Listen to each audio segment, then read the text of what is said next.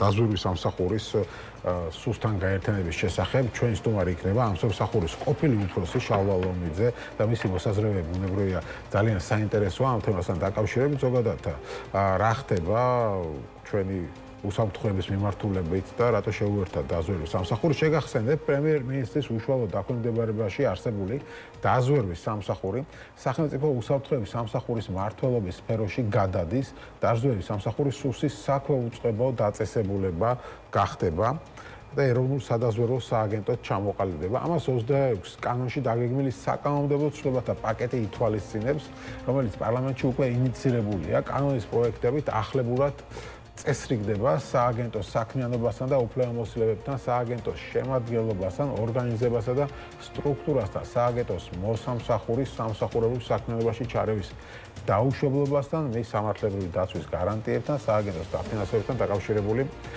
საკითხები. საკანონმდებლო პაკეტის ინიციატორები ქართული ოცნების დეპუტატები ალექსანდრე ტაბატაძე, თენგიზ შარვანაშვილი, გია ბენაშვილი, არჩილ გორდელაძე, რატიან თამაშვილი და ნუსხვები არიან. ამ თემას როგორც გითხარით, მოყვა დიდი გამოხმაურება გუშინ ჩვენს გაგაცანით გადაცემაში რამდენიმე მოსაზრება, მაგრამ დღეს როგორც გითხარით ამ გადაცემის ყოფილი ამ უწყების ყოფილი უფროსი იქნება ჩვენი სტუმარი და ამიტომ გადავწყვიტეთ ამ თემას ისევ დაუბრუნებოდით, თუმცა ბატონი შალვა ლომიძე ცოტათი გვიგვიანებს საცხოვრების გამო, ამიტომ მე გაგაცნობთ იმ განცხადებებს, რომლებიც ამ თემასთან დაკავშირებით პოლიტიკოსებმა გააკეთეს, მაგალითად თეონა აკუბარდიამ რა თქვა, მოდი წაგიკითხავთ ამას. ქვეყნის ეროვნული უსაფრთხოება აღარ არსებობს. მხოლოდ და მხოლოდ ბიზნეს რეჟიმის უსაფრთხოება არსებობს და ამისთვის სჭირდებათ მთელი რესურსების შიდა უსაფრთხოებაში სუსში თავმოყრა, რათა დაიცვან რეჟიმი და არა საქართველო, განაცხადა თეონა აკუბარდია. თეონა აკუბარდიას განცხადებით გადაწყვეტილებამ კიდევ ერთხელ აჩვენებს, რომ ივანიშვილის რეჟიმისთვის არც სუვერენიტეტი, არც ქვეყნის ეროვნული ინტერესები არაფრად ღირს. ეს არის ძალიან მძიმე ფონზე, როცა ქვეყნის 20% არის ოკუპირებული. რუსეთი აზრიარებს ანექსიურ პროცესებს ოკუპირებულ რეგიონებში და როდესაც საფრთხეები ქვეყნის გარედან მტრულად განწყობილი ქვეყნების მხრიდან არსად არ წასულა. შესაბამისად, გაერთიანების მთავარი მიზანი არის, რა თქმა უნდა, პოლიტიკური, რამდენადაც ქვეყნის ეროვნული უსაფრთხოება აღარ არსებობს. მხოლოდ და მხოლოდ ბიზნეს რეჟიმის უსაფრთხოება არსებობს და ამისთვის სჭირდებათ მთელი რესურსების შიდა უსაფრთხოებაში სუსში თავმოყრა, რათა დაიცვან რეჟიმი და არა საქართველო იმ საფრთხეებისგან, რომელიც აქვს და მომავალში კიდევ უფრო მეტი ექნება. ეს გადაწყვეტილება კიდევ ერთხელ აჩვენებს, რომ ივანიშვილის რეჟიმისთვის არც სუვერენიტეტი, არც ქვეყნის ეროვნული ინტერესები არაფრად არ ღირს. დაზვერვის სამსახური ეწირება რეჟიმის ინტერესებს, კიდევ უფრო სუსტი და დაუცველი აღმოჩნდება ქვეყანაო, განაცხადა თეონა აკუბარდია. ამ თემაზე განცხადება გააკეთა ლელოს წევრმა გრიგოლ გეგელიამაც, რომელმაც თქვა გრიგოლ მისი განცხადებით სახელმწიფო დაზვერვის სამსახურის სახელმწიფო უსაფრთხოების სამსახურისთვის დაქვემდებარება არის მიზანმიმართული თავდასხმა ეროვნულ ინსტიტუტებზე.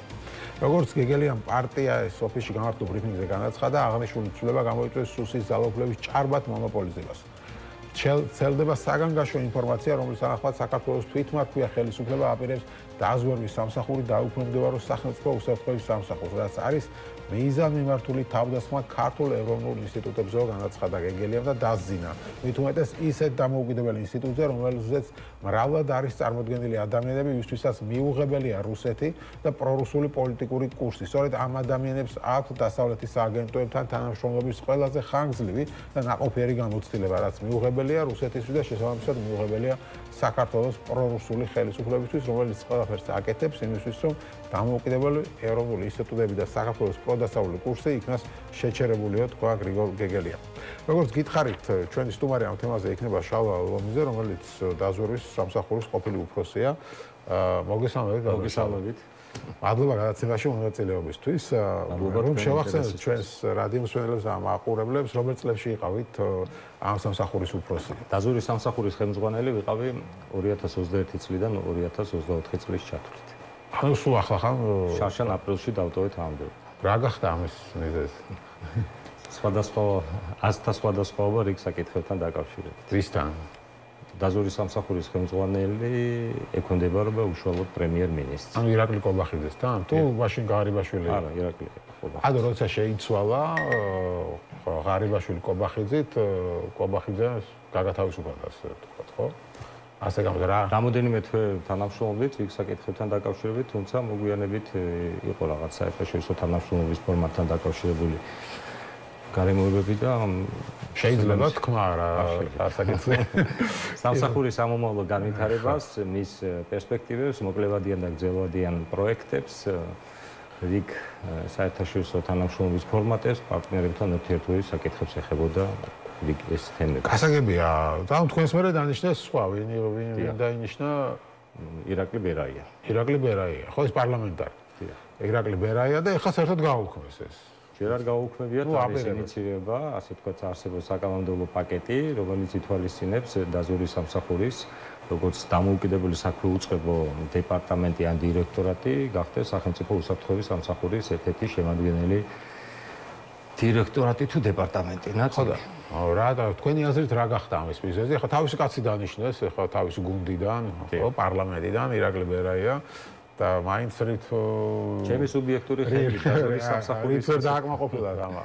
დაზვერვის სამსახურის ერთ-ერთი ძირითადი ამოცანა ეს არის საერთაშორისო თანამშრომლობის ფორმატების შექმნა, განვითარება და გაფართოება. რეალურად ის ამოცანები, ის საკითხები, რომელიც დაზვერვის სამსახურის წინაშე დგას, დიდწილად მოიცავს საერთაშორისო თანამშრომლობის ფორმატების შექმნას, მის ოპერირებას ქვეყნის გარეთ, ბუნებრივია მოგახსენება დაზვერვის სამსახურის ინტერესი და მისი აქტიურობა არანაირად არ არის დაკავშირებული საქართველოს ტერიტორიასთან, მისი მთელი მოქმედებები ხორციელდება საზღვარგარეთის პირობებში. ხო, მოდი რომ აუხსნათ ჩვენს მაყურებლებს და რადიომსმენელებს, ან სუსისგან რითი განსხვავდება, ხო? სუსი ოპერირებს ჩვენი ქვეყნის ტერიტორიაზე, ქვეყნის შიგნით, მისი სამოქმედო. ანუ აქ თუ შემოვიდა ვინმე აგენტი, მისი გამოვლენა და ასე მისი გამოვლენა და მის წინააღმდეგ შესაბამისი მოქმედებები, ეს არის სუსის კონდაზვერვის დეპარტამენტის პირდაპირ ამოცანა. მაგრამ ვინაიდან მაგალითი მოიყვანეთ, მაგრამ დაზვერვის სამსახურის ამოცანა არის მოიპოვოს ინფორმაცია უსაფრთხოების სამსახურის სადამზადებს, აგენტს პირობითად, ვინაიდან მაგალითი მოიყვანეთ, რა ტიპის მექანიზმები შეიმუშავა მოწინააღმდეგე სპეცსამსახურმა, რათა განახორციელოს გარკვეული ტიპის მოქმედებები საქართველოსთან მიმართებაში. ხო, კი ბატონო, და ეს გაერთიანება რა ამის მიზეზი რა არის? სავარაუდოდ ხდება კონსოლიდაცია ყველა ძალებისა და საშუალებების ერთი კონკრეტული ორგანიზაციის ქვეშ.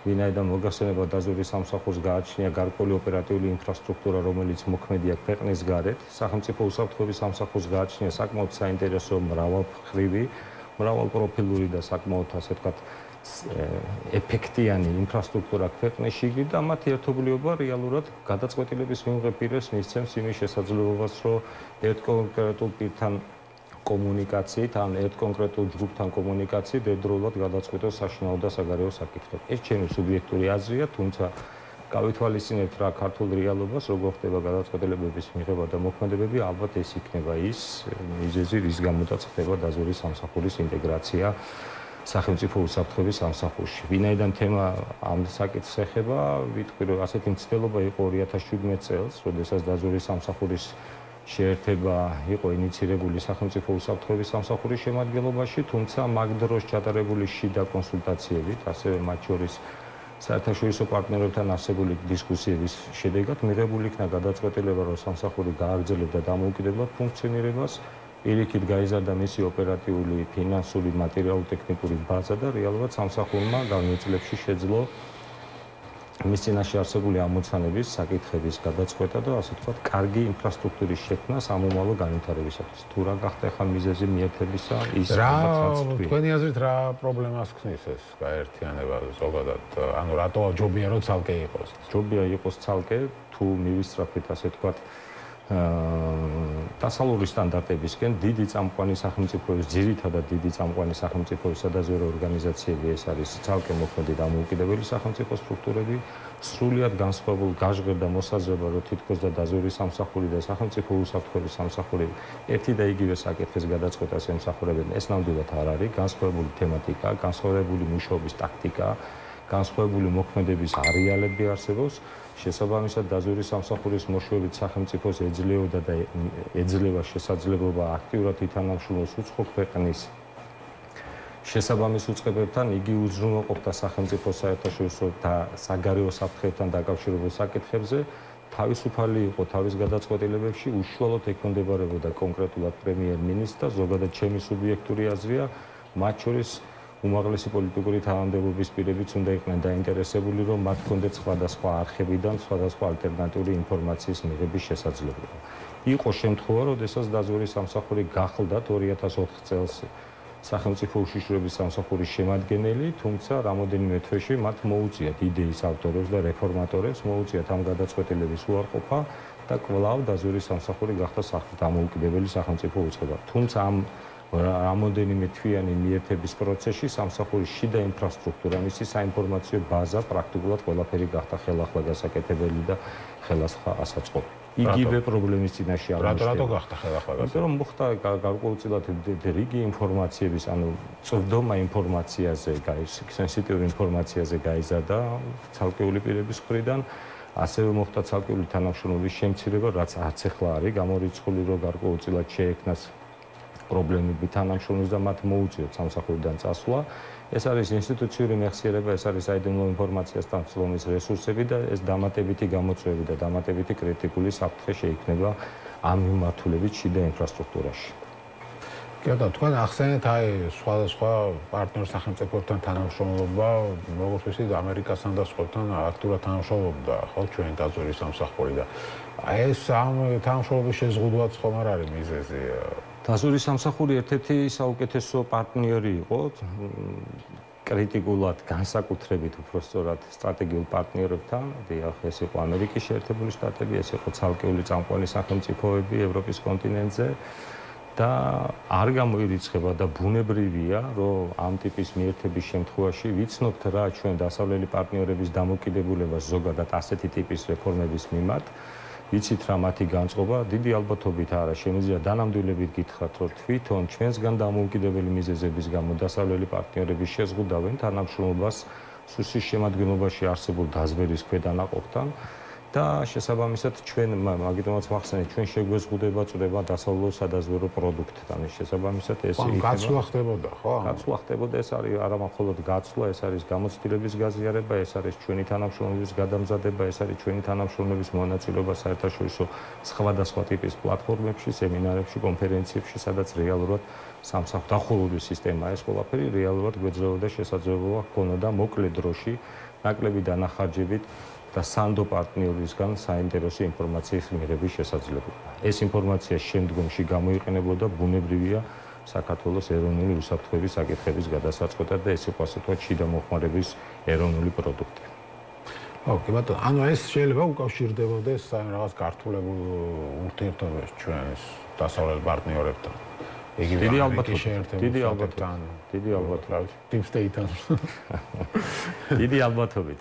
შესაძლოა ორი ერთდროულად ორი საკითხის გადაწყვეტა ხდებოდეს რეალურად კონცენტრაცია ძალებისა და საშუალებების ერთი კონკრეტული სამსახურის ქვეშ და პარალელურად დასავლელ პარტნიორებთან რომლებიც ასეთ ტიპის საკითხებს სენსიტიურად და ასე ვთქვათ ემოციურად უყურებენ პროფესიული თვალსაზრისით მათთან თანამშრომლობის ფორმატების გარკვეულწილად კიდევ უფრო შეკვეცა შემცირება ან რაღაცა ფილტრაციის პროცესის შექმნა შესაბამისად ამ გაერთიანების შემთხვევაში მე დანამდვილებით შემიძლია გითხრათ რომ დასავლელი პარტნიორების რიგი ქვეყნის სპეციალური სამსახურები მინიმუმამდე დაიყვანენ ამ თანამშრომლობას ვინაიდან ვიცით რა მათი დამოკიდებულება ამ საკითხის ამ საკითხთან მიმართებაში და შესაძლოა ცალკეულ ქვეყნის წარმომადგენლებთან თანამშრომლობა გაქრეს კიდევაც ხო ანუ ვუყურებთ რა თქვა რაღაც ამერიკასთან ეს რაღაც არხები იხურება საბოლოო ჯამში ასე გამო მე ასე პირდაპირ ვთქვათ რომ კონკრეტულად ამერიკასთან ამ რეფორმის შედეგად გარკვეულწილად სულ დაიხურება არხი გამოურიცხავ ამას, იმიტომ რომ მათ შორის ასე მაგალითად მოყვასტრულად განწყობილი ქვეყნების სპეციალური სამსახურებიც კი თანამშრომლობენ ერთმანეთთან. ეს არის ამ ბიზნესში ასე ვთქვათ დამკვიდრებული პრაქტიკა. თანამშრომლობა აუცილებლად გაგრძელდება უბრალოდ ნდობის ხარისხი დამოკიდებულების აღქმის ინფორმაციის გაზიარების ხარისხი დაიკლებს დიდწილად. ხო, ნუ პოზიციის მხრიდან ხშირად გვესმის განცხადება, რომ ეხა რაღაც რუსეთთან უფრო გაძლიერდება ეს ურთიერთობა და თანამშრომლობა. ასე ნიშნები რამდენად და ზოგადად როცა თანამშრომლობის სფეროში რაღაც ასე ვთქვათ კლუბურ სიტუაციაში ჩვენ ბიზნესს სადაზვერო საქმიანობას ასეთ კლუბური ბიზნესი ქვია და როდესაც ამ ბიზნესიდან გარკვეული მოთამაშეები გადიან აუცილებლად შემოდიან ახალი მოთამაშეები. ეს ნიშაც არიელი არასდროს არ დარჩება საქართველოს მიმართ არსებობს მზარდი ინტერესი ბუნებრივია რეგიონში და შესაბამისად, როდესაც სუსტდება რაღაც მიმართულებით თანამშრომლობის პროცესი, სხვა მხარე ცდილობს ამ პროცესში ჩართვას.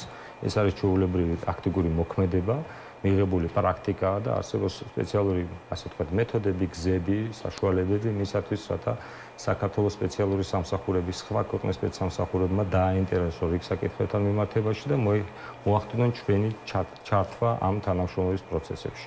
როგორც კი დავკარგავთ დასავლელ პარტნიორებს, მათ ადგილს აუცილებლად დაიკავებენ სხვა პარტნიორები, რომლებიც დიდი ალბათობით ვერ იქნებიან დასავლელი პარტნიორები. ხო, ანუ აქეთკენ მივდივართ ესე გამოდის. საბოლოო ჯამში რუსეთის ჩართულობა შეიძლება უფრო გაიზარდეს ამ ყველაფერში. მაინტერესებს ძალიან deep state-ი ვახსენე.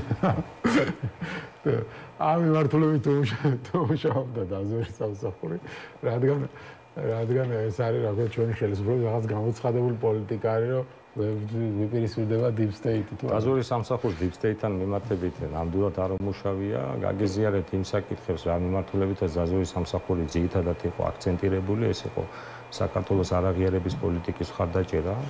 საქართველოსთან მიმართებაში სხვადასხვა ქვეყნებიდან, მათ შორის სრულად გაყოფილი ქვეყნებიდან მომდინარე საფრთხების შეფასება, ანალიზი, მათ შორის საერთაშორისო ტერორისტულ ბრძოლა, არალეგალურ მიგრაციასთან და სხვა მსგავსი ტიპის დანაშაულებების ინფორმაციის მოპოვება და ძირითადი თემა იყო სწორედ რომ არაღიარების პოლიტიკის მხარდაჭერა და ტერიტორიულ მთლიანობასთან დაკავშირებით საგარეო საქმეთა სამინისტროსთან, სახელმწიფო უსაფრთხოების სამსახურთან და ეროვნული უშიშროების საბჭოსთან კოორდინაციით რიგი სენსიტიური საკითხების გადაწყვეტა. მას ჰქონდა ამ მიმართულებით საკმაოდ საინტერესო წარმატებები, საკმაოდ საინტერესო შედეგები, მაგრამ კიდევ ერთხელ აღნიშნავ, ამ ტიპის შედეგების მიღწევა დასავლელი პარტნიორების მხარდაჭერისა და თანადგომის გარეშე პრაქტიკულად შეუძლებელი იყო.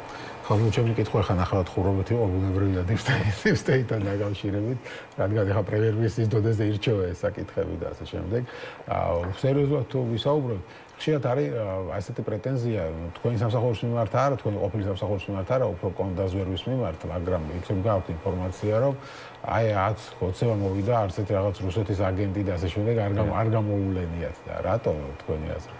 ზოგადად პრაქტიკა როგორ არის, გაგიზიარეთ, რატო არ გამოულენიათ, ნამდვილად ვერ გეტყვით ამასთან დაკავშირებით, დარწმუნებული ვარ ერთ რამეში, რომ მე ზუსტად ვიცი კონდაზვერის დანაყოფი რა ტიპის კვალიფიციური კადრებით არის დაკომპლექტებული და მათი შესაძლებლობები. შესაბამისად დარწმუნებული ვარ, რომ საქართველოს უსაფრთხოების სამსახურის კონდაზვერის დეპარტამენტს ნამდვილად ექნება ინფორმაცია იმასთან დაკავშირებით, თუ რა ტიპის ოპერატიული რესურსები მოქმედებს თქვათ საქართველოს ტერიტორიაზე და ზუსტად ვიცი, რომ ეს ინფორმაცია აქვს.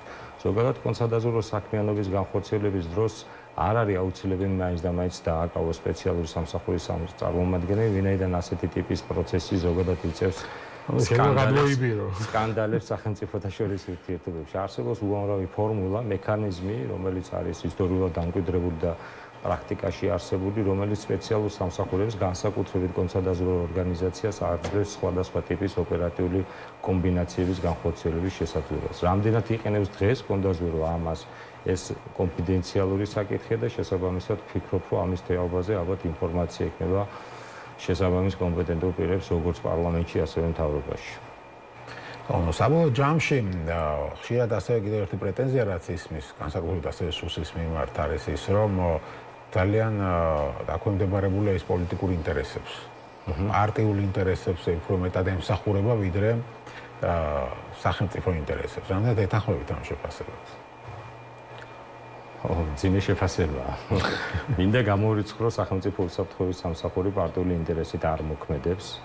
დაზვერვის მაგალითზე ვიტყვი, რომ დაზვერვის სამსახურს მსგავსი ტიპის ამოცანა არასდროს არ ქონია, ყოველ შემთხვევაში რაც მე მახსოვს. ეხლა გარეთ მუშაობთ გარეთ, სხვათა შორის გაერთიანების შემთხვევაში ესეთი ერთ-ერთი ფაქტორი, რამაც შეიძლება გარკვეულწილად დააზიანოს დაზვერვის სამსახურის თუ დავუშვებთ იმ ალბათობას, რომ დღეს სახელმწიფო უსაფრთხოების სამსახური გარკვეულწილად რაღაცა ტიპის პროცენტით ასრულებს პოლიტიკურ დაკვეთებს, ვისი ალბათობა შეიძლება მაღალი იყოს, მაშინ ეს აუცილებლად ეხმოვებს ასახვას მასში ინტეგრირებული დაზვერვის დანაყოფის საქმიანობაზე და შესაბამისად ეს იქნება კატასტროფა მაგ ორგანიზაციისთვის, ვინაიდან პოლიტიკური ამოცანების შესრულება პრობლემურია, რომ ბუნებრივია სახელმწიფო უსაფრთხოების სამსახურისთვისაც, მაგრამ იმ მცირე კომპონენტისთვის, რასაც დაზვერვის სამსახური ჰქვია, ასეთი დავალება და მის შესრულებაზე ორიენტირება კატასტროფა იქნება დამამძიმრებლად. ხო, ну წარმომიდგენია კი ბატონო, თუმცა შეიძლება ვიღაცებს ქონდეს მოსაზრება, რომ აი ჩვენი დაზვერო ეხა მოსადიც არ იყოს და რაღაც ეგეთი რომ ამე განსაკუთრებულს აკეთებთ. ზადვე აგენტები არ ყავდეთ მაგათ და ასე ჩვენ დაზვერო რომ მოსადი გახდეს, ამისთვის არის საჭირო რათა სამსახურმა გაიცოდოს რეფორმა და ამ მიმართულებით უდიდესი ინვესტიცია იქნა განვლილი წლების განმავლობაში ჩადებული. ძალიან კარგია თუ ოდესმე საქართველოს დაზვერვის სამსახური გახდება მოსადის ტიპის ორგანიზაცია, მაგრამ დამეწმუნდეთ მოსადმაც გაიარა გარკვეული ტიპის პროცესი განვითარებისა და მასაც ჰქონდა გამოწვევები და მასაც ჰქონდა სირთულეები, მათ შორის პოლიტიკური ისტებლიშმენტთან ურთიერთობის ნაწილში და მასაც აქ დღეს ჩავარდნები ალბათ.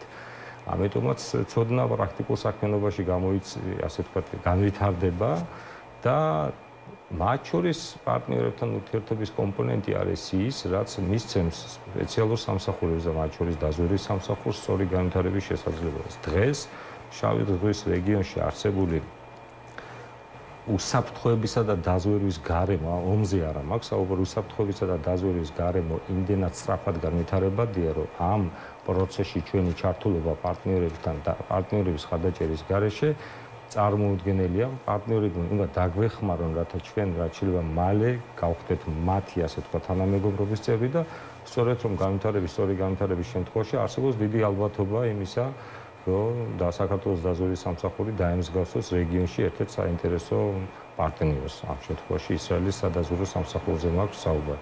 ყავს თუ არა დაზვერვა სადღაც აგენტები, ალბათ ყავს.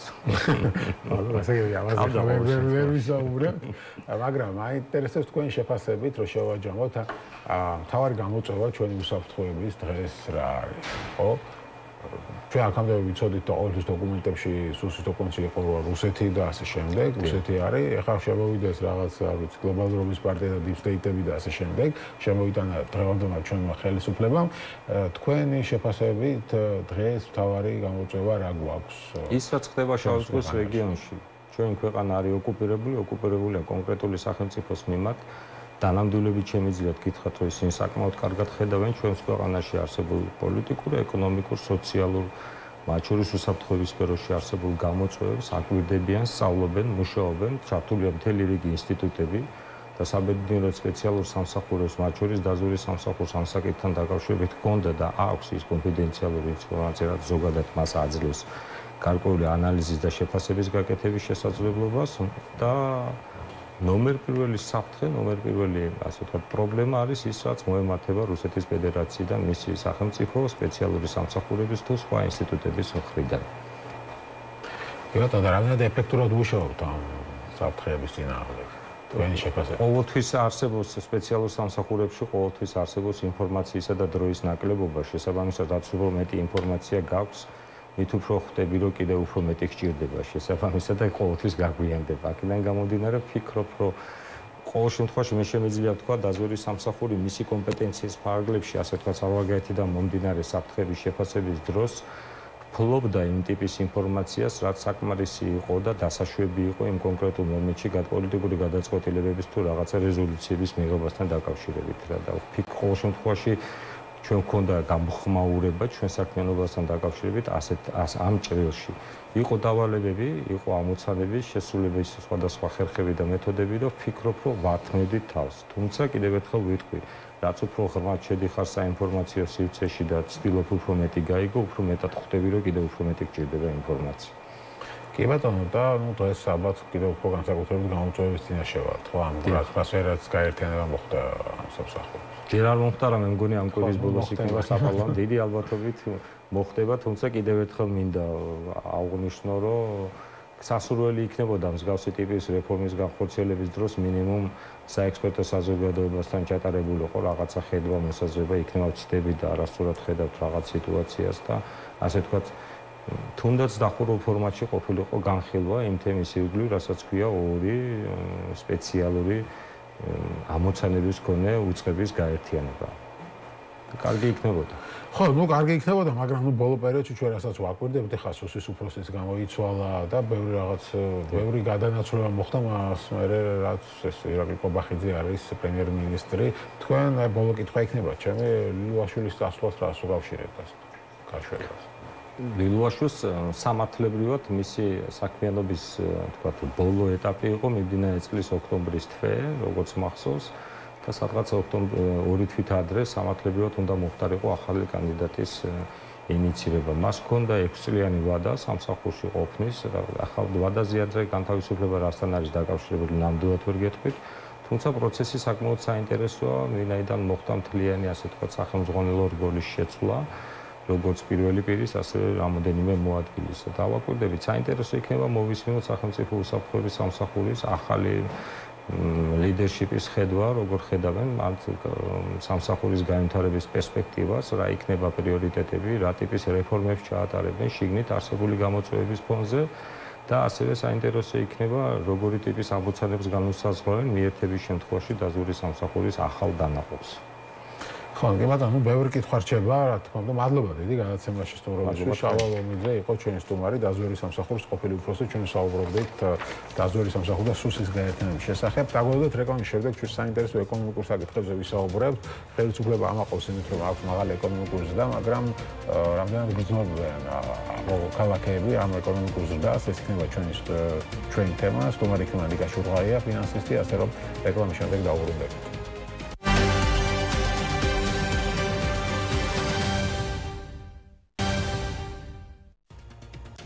მაშასე ჩვენ დავბრუნდით ეთერში და როგორც გითხარით, გადაცემის ამ ნაწილში ჩვენ ეკონომიკური ზრდის ტემპის შესახებ ვისაუბრებთ. ამ მონაცემებით განსაკუთრებით ამაყობს ხელისუფლება. მაგალითად, ევროკომისიამ გამოაქვეყნა ანგარიში, რომლის თანახმადაც 2025-2026 წლებში შენელდება ეკონომიკური ზრდა და იქნება 5-6%. სავალუტო ფონდი წელს ელოდება ასევე 6%-იან ზრდას ჩვენთან, ხოლო სოფლიო ბანკი 5.5% ეკონომიკურ ზრდას, რაც როგორც ხელისუფლება ამბობს, სხვა ევროპულ ქვეყნებთან შედარებით მაინც ძალიან მაღალი მაჩვენებელია, თუმცა ხელისუფლება ასე ამბობს, რომ ეს პროგნოზიც გადაიხედება და სავარაუდოდ გაიზრდება, იმიტომ რომ უკვე პირველ კვარტალში უკვე 9%-იანი ზრდა ჰქონდა. ნიკოლოზ შურღაია, ფინანსისტი იქნება ჩვენი სტუმარი. რამდენად რეალურია ეს ეკონომიკური ზრდა და ეს ციფრები, და თუ რეალურია, რამდენად აისახება ეს მოსახლეობაზე, ამ თემაზე ვისაუბრებთ. მოგესალმებით. მადლობა გადაცემაში მონაწილეობისთვის და პრინციპში თავარი კითხვები დავსვი და გისმენთ, რას ფიქრობთ ამ ციფრებზე? ხო, შარშან კიდევ უფრო აღალი ქონდათ. მე რა, მოდით ჯერ რეალურობაზე ვისაუბროთ და რამდენად აისახება კიდევ ცალკე თემაა და შევეცდები რომ სწრაფად ამაზე ვთქვათ. რეალურობისთვის ძალიან ძნელი შესამოწმებელია ჯერ ახლა გამოქვეყნებული ციფრები. რატომ?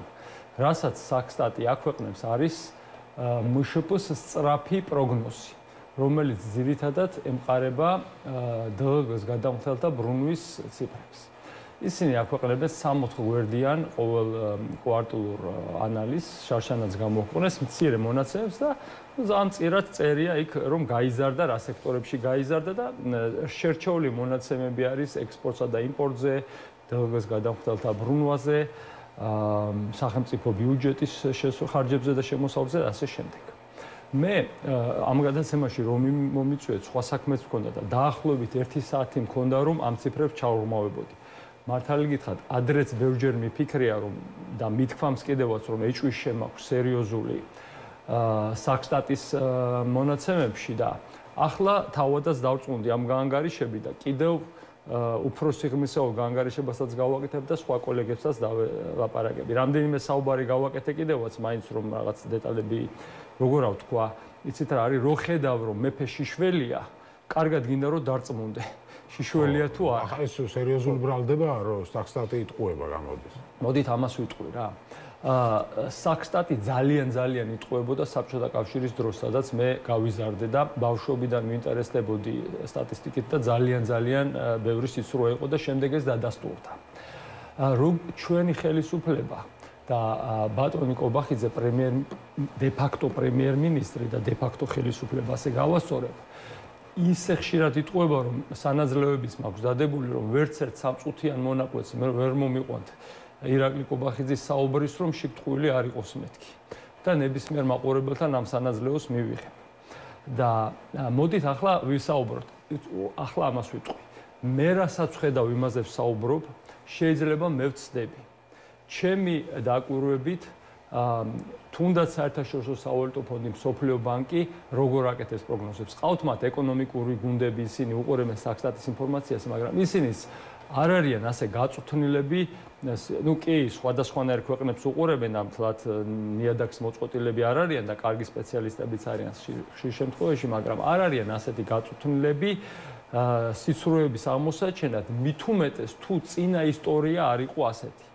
ახლა ისეთი პოლიტიკური ვითარება გვაქვს ქვეყანაში, რომ დე-ფაქტო ხელისუფლებას ძალიან სჭირდება ფასადის კარგად წარმოჩენა.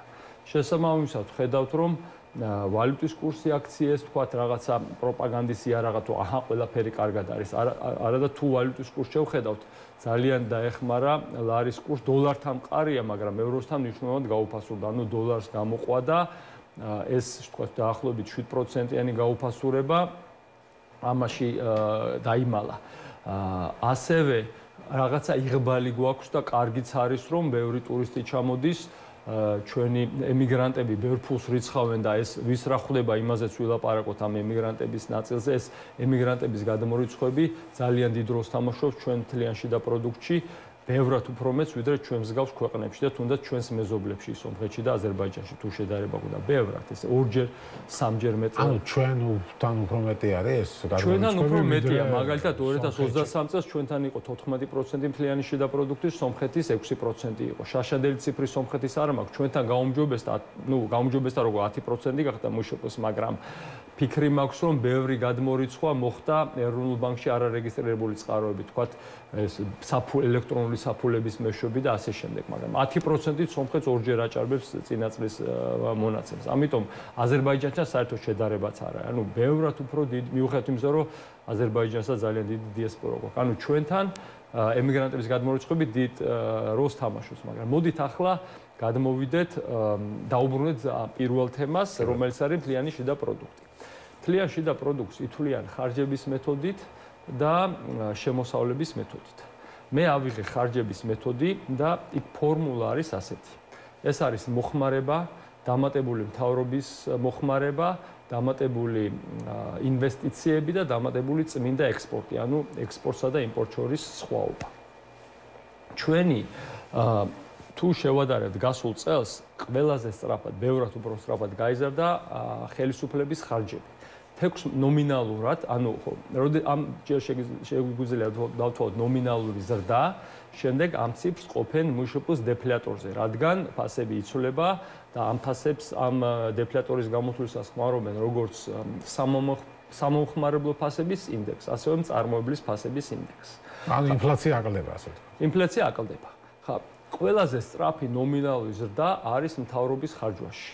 მთავრობის ხარჯვა პირველ კვარტალში გაიზარდა 16.9%-ით. ეს ფული ჰაერიდან არ მოდის, ბიუჯეტში გადახდილი ფულია და ესე რო გავაანალიზოთ, წინა წლის პირველ კვარტალში მთავრობა ესე რაღაც ნელა ზანტად ხარჯავდა ფულს. ახლა ძალიან ხარჯავენ, რომ ეკონომიკა ასულდგმოლონ, ასე ვთქვათ და ყვებონ. თუმცა მთავრობის ხარჯვა არამდგრადი, როგორ თქვა, ასე წყაროა, იმიტომ რომ უნდა ისეს ხოს მაშინ მთავრობამ ფული ან რაღაც აქტივები გაყიდოს, რომ ეს ასე გააგრძელოს. ჯერჯერობით ჯანსაღი ბალანსი აქვს ჩვენ მთავრობას, თუმცა 16.9%-იანი ზრდა ძალიან დიდია. მშპ-ს ზრდას თუნდაც მათ მიერ გამოცხადებულ 9%-ს რომ ასე მნიშვნელოვნად უსწრებს, ეს ნიშნავს, რომ მთავრობა კვებავს მთლიანი შიდა პროდუქტის ზრდას. რაში ხარჯავს ამ? მთავრობა ხა ხელფასები გაიზარდა. ეს რომელი თვის მონაცემებია? პირველი კვარტალი პირველ კვარტალთან შედარებული. მთავრობა ხარჯავს, ჩვენც მაინც და მაინც ვერ ვხედავთ, მაგალითად რო შევხედოთ, თბილისში ორმოები ძალიან გაზრილია, ეს მაგალითად რო დავდივარ, ვხედავ აშკარად რა და ხა რაში ხარჯავს ზუსტად ვერ ვიგებ.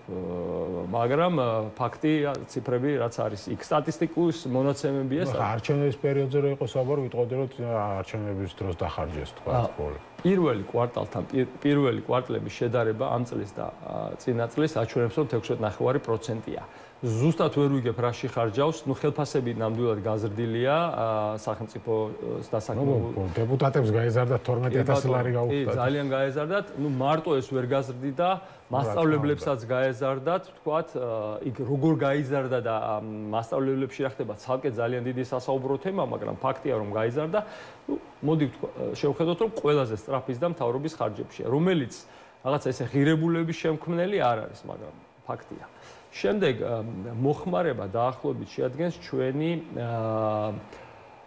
მშპ-ს 83%-ს. ეხლა, ესე იგი, მოხმარება, ინვესტიციები და მთავრობის ხარჯი რო შევკრიბოთ 100 გადააჭარბებს და ნეგატიური ციფრი შემოდის აქ წმინდა ექსპორტი, იმიტომ რომ უფრო მეტ იმპორტს ვაკეთებთ ვიდრე ექსპორტს ყოველთვის. მთავრობის მოხმარება 83%-ია. ამის ციფრი მოცემული არსად არ არის, მაგრამ ავიღე დღგ-ს გადამხდელთა ბრუნვა, რომელიც ნომინალურად იქვე მოცემული ციფრებით 108.5%-ით არის გაზრდილი. ეს მეორე მონაცემი. მესამე მონაცემი, ინვესტიციის შესახებ ინფორმაცია არსად არ არის, კერძო ინვესტიციების შესახებ. და ზოგადად ამ ნაწილში მწირად არის ინფორმაცია წარმოდგენილი, საერთოდ რო ნახო ეროვნული ანგარიშების ნაწილშიც, გვიან გამოდის, დასაშვებია რომ უფრო ძნელი დასათვლელია, არ იყო წელს სახარბიელო კლიმატი ინვესტიციებისთვის, მაგრამ მე ასეთი მარტივი დაშვება გავაკეთე. წმინდა ექსპორტი ძალიან ნეგატიურია. იმიტომ არის წმინდა ექსპორტი ისედაც ასე იგი ნეგატიური, ანუ ძალიან გაიზარდა წმინდა ექსპორტი. ანუ იმპორტი მეტი გვაქვს ამაზე ვსაუბრობ. 2 მილიარდ 800 მილიონი დოლარის იმპორტი გავაკეთეთ წმინდა იმპორტი გავაკეთეთ პირველ კვარტალში, ანუ ექსპორტს გამოკლებული იმპორტი, ნეგატიური რიცხვი და წინა წლის პირველ კვარტალში 2 მილიარდ 48 მილიონი. ანუ ძალიან დიდი სხვაობა ამ ორ შორის. რომ გამოვაკლოთ 400 ან 500 მილიონი, რომელიც ბატონ ივანიშვილის მიერ შემოტანილი სურათები არის, თუმცა არ არის გამოსაკლები. მაშინ შეიძლება უფრო დაუახლოვდოთ, მაშინ 20%-ით გაზრდა იქნება წმინდა იმპორტის, მაგრამ 40%-ითაა დაახლოებით გაზრდილი და რადგან ინვესტიციების ციფრი არ აქვს, ავიღე და ეს 500 მილიონი წმინდა იმპორტს გამოვაკელი, მაგრამ არ დავაკლოთ დაუმატე ინვესტიციებს. ჩავთვალოთ, რომ ინვესტიციები გაიზარდა 5%-ით.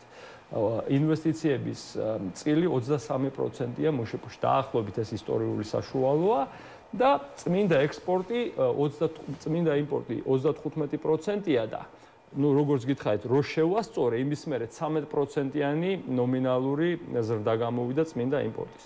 შედეგად ნომინალური მუშეპო ზრდა და არა უკვე შესწორებული წმინდა მუშეპო ზრდა გამოვიდა 107%. ამას თუ დეფლატორით შევასწორებთ, გამოდის 2.6%. ანუ მუშეპო ზრდის ეს დათვლა მეთოდი და ნებისმიერ ეკონომის, ნებისმიერ პროფესიონალს შეუძლია ეს რომ დათვალოს, გამოდის 102.6%. ამის შესწორების, ამის ზუსტი დათვლა შესაძლებელი იქნება, როდესაც გვექნება ეროვნული ანგარიშები, რომ დავთვალოთ. იმის რწმენაც არა მაქვს, მართალი გითხრათ, არა მაქვს მაგალითად ინფლაციის დათვლის ისტორიის რწმენა, იმიტომ რომ მათ არ მოუნდებათ რომ ფასების ზრდა სწორად წარმოადგინონ და ასე შემდეგ, მაგრამ მე ამ შემთხვევაში ვიხმარე მათ მიერვე გამოქვეყნებული სამოხმარებლო ფასებისა და მწარმოებლების ფასების საშუალო ჯამში გამოდის ეს 2.6% და არა 9. თქვენი ვერსია არის 2.6%. კი ბატონო. და არა 9, მაგრამ ამას ახლა ვერ დაუმტკიცებს თაქ-თაქ. მოდით ასე ვიტყვი. ვერ მოედავე. ვერც მე ვერ დაუმტკიცე და იმათი სიტყვა ჰაერზე მისაღები, იმიტომ რომ იმის გამოთვლა არსად არ წერია. უბრალოდ წერია რომ გაიზარდა. არა, არ წერია. იქ მეთოდოლოგია შეგიძლიათ ნახოთ, არის საქსტატის ვებგვერდზე, მეთოდოლოგიაში წერია როგორ ითვლება და ასე შემდეგ და ძირითადი მეთოდი არის დღგ-ს გადამხდელების წინასწარი ეს ამერ რამდენი ეკონომიკის მოსულიც ამბობდა რომ რანაირის და როცა საგადასახადო შემოსავლებში არა გვაქვს ზრდა და რის ხარჯი გაიზარდა. ანუ ყველანაირი ეგ რას ნიშნავს? ყველანაირი მონაცემის მერაბ გაზდა, ანუ ყველას უკრის როგორ 9%-ს ვერ ვგრძნობა ასე ვთქვათ. ესე იცით როგორ გავს, თვალი გავს, ცხვირი გავს. სახი არ გავს, ანუ 9%-ს არაფერი არ გავს. დღგ-ს გადამხდელთა ბრუნვა თუნდაც ის მართალი იყოს, არის 8.5%-ით გაზრდილი ნომინალურად. თუ დეფლატორით შევასწორებთ, გამოდის 4%-ით გაზრდილია, 4.5 მაქსიმუმ და როგორ არის 9%-ით, ხო? მე დავთვალე, გითხარით უკვე, აი ხარჯების მეთოდით, კარგად ასე დავთვალე და გამოდის 2.6% და მათი ციფრიც არსად არ წერია. მან თქვა, ბატონმა ყობახიძემ თქვა, რომ 9%-ით არის ზრდაო. და დაავალა ეს სტატისტიკის დეპარტამენტს. ჩემი ვარაუდით და იმანაც უპატაკა რომ 9%-ით ზრდა არის. ესა ჩემი ხედვა და როდესაც ჩვენ ხედავთ ჩვენი სასამართლოები რეებს აკეთებენ და ჩვენი დე-ფაქტო ხელისუფლების წევრები როგორ თეძე შავს იძახიან, სავსებით რეალისტური მგონია რომ ასეთი დონის გაბერვას აკეთებენ. რატომ აკეთებენ? ოღონდ ახლა გადააგორონ. ისინი არიან მძიმე მდგომარეობაში, უნდათ რომ ფასადი კარგად წარმოაჩინონ, საზოგადოებაში შემოიტანონ ცრუ სიმშვიდე, მიძინება, როგორმე კისერი მოგვიგრიხონ და მე მათ ხელში იქნება და საშინელი ინფლაცია, საშინელი პრობლემები ეკონომიკური იქნება, არც არავინ ხმის ამოღები არ დარჩება. სავარაუდოდ ეს არის მათი ფიქრი და როგორ ვთქვა, თავზე ხელაღებულად ხედავ მე მათ, ასე ვთქვათ რა, მათ მოქმედებებს და აქედან გამოვდივარ ამ საკითხში. მოდით ახლა ორიოდე სიტყვით შევეხები აი იმ საკითხს არავინ არ გძნობს. ხო, რამდენად იგრძნობა? ხო, ეს არის თემა. ხო, 9%-ით ზრდას წესით უნდა გძნობა. ხო, 9%, ასე იგი ძალიან კარგად უნდა გძნობდეთ, ხო. ნუ შეიძლება ჩვენ სექტორში არიზდება, მოდით თქვა, სადაც დასაქმებული რაღაც ობიექტური ვიყოთ, მაგრამ სადაც იგრძნობა, მოდით ასე შევხედოთ. Porsche მანქანა, ძვირიანი მანქანების იმპორტით კი ნამდვილად იგრძნობა. 10 ჯერ არის გაზრდილი მაგალითად. მაგრამ ეს ხო და რაგიდან რაღაცისთვის გაზრდილა ეკონომიკა. უყურეთ, ეს როგორც არა, დათვლა ეს არის, შეხედეთ, წინა წლებში იზრდებოდა, მაგრამ ხო, სექტორებს შევეხები ჯერ აი სანამ ამ მასზე გადავედით. ძირითადი სექტორები, რომლებიც იზრდებოდა, არის საინფორმაციო ტექნოლოგიები და კომუნიკაციები, სადაც შესაძლებელია რომ ზრდა იყო. ამაში შედის შესაძლებელია, ну, ამაში შედის, თქვათ, გადმოსახლებული ბევრი აქ სლავი კომპანია, სლავური ქვეყნებიდან განმოსული კომპანია, რომელიც აქედან აკეთებს ექსპორტს. განათლებაში კი ბატონო, ბევრი უცხოელი ჩამოვიდა და გაიზარდა. ანუ რეალურად აქ შესაძლებელი იგრძნობოდეს. ასევე არის საფინანსო მომსახურება, მნიშვნელოვანი და მშენებლობა. საფინანსო მომსახურებისა და მშენებლობის დაშე მე ასეთი ხედვა მაქვს და მithქვამს ეს. ჩვენს სამშენებლო სექტორში არის ბუშტი გაბერილი. ხედავთ რომ ბინების ფასები ჯერჯერობით გაყინულია, თუმცა სინამდვილეში უფრო დაბლამოდის და გალტენ-ტაგარდი აქვეყნებს ხოლმე ამაზე კვლევებს და იქ უკვე ჩანს, რომ გაყიდვების რიცხვი შემცირებულია, ფასებიც დაბლამოდის და იჯარის ფასები ძალიან მნიშვნელოვნად უკვე შემცირებულია ხელშესახებად და ეს, ავით, მოსახლეობამ უკვე იცი შინაგანად გზნობს, რომ უძრავი ქონების ფასები სწრაფად დაბლა შეიძლება წამოვიდეს. რომ დაბლა წამოვა ეს ეჭვგარეშია. სწრაფად ალბათ რომ უძრავ ქონებასთან დაკავშირებით ყველას აქვს ასეთი შეხედულება, რომ ისული იზრდება. კარგი ინვესტიცია, იმიტომ რომ სული იზრდება. და აი ეს როდესაც წარსულზე დამყარებული ეს გზნობა მყარდება, ესეთი რამე არაფერი არ არის, რაც სულ იზრდება და საზღვარგარეთ, კარგ, ესე ვთქვათ, ცივილიზებულ ქვეყნებში, როდესაც ლაპარაკობენ რამეზე, ამას პირველი ინვესტორებს რომ მეუბნებიან, პირველი გაფრთხილება ესაა, წარსული არ არის მომავლის წინასწარმეტყველი და შარშან და შარშანწინ რომ იზრდებოდა, მომავალ წელს რომ გაიზრდება, არ არის ამის მაჩვენებელი და უფრო ზუსტი რომ ვიღოთ, ჩვენს მოსახლეობას შეუძლია ნებისმიერ მაყურებელს პალიტრას შეუძლია ნახოს ეს კვლევები ქვეყნდება ყოველთვიური, წინა თვეში გაყიდვები იყო შემცირებული, პირველადი გაყიდვების და მეორადი ბაზრის გაყიდვებიც. და პირველადი გაყიდვები 11%-ით იყო შემცირებული თუ რეგისტრაციებს ჩავთვლით იმ დროისას, ანუ მათი დაშვება იყო კვლევის საფუძველზე, როდესაც პირველად ქონებას არეგისტრირებენ, შეიძლება რამდენიმე თვის დააგროვონ და ერთბაშად დაარეგისტრირონ რეესტრში და ასეთი დათვლით, ასე პირდაპირ რეესტრში დარეგისტრებით 2%-ით იყო შემცირებული, მაგრამ კვლევა მაჩვენა, რომ 11%-ით არის შემცირებული. ასევე 9%-ით იყო შემცირებული მეორადი ბაზარი და ანუ თუ გაყიდვები ასე ძალიან მცირდება, ფაქტია, რომ ეს ფასებზე უნდა აისახოს. კიდე უფრო მეტიც, არა მარტო გაყიდვების შემცირებით, არამედ უძრავი ქონების მშენებლობა მნიშვნელოვნად არის გაზრდილი.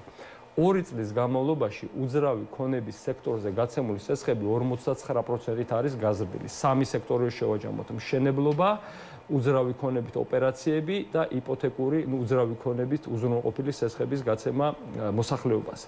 ამის საშუალოში 59%. მხოლოდ მშენებლობა 60%-ით არის გაზრდილი. ანუ სავარაუდოა, რომ წინა წლიდან ახლა ეს ციფრი არ სადარდებს, მაგრამ სავარაუდოდ 20-25%-ით მეტი ბინა არის გასაყიდი, რაც იყო.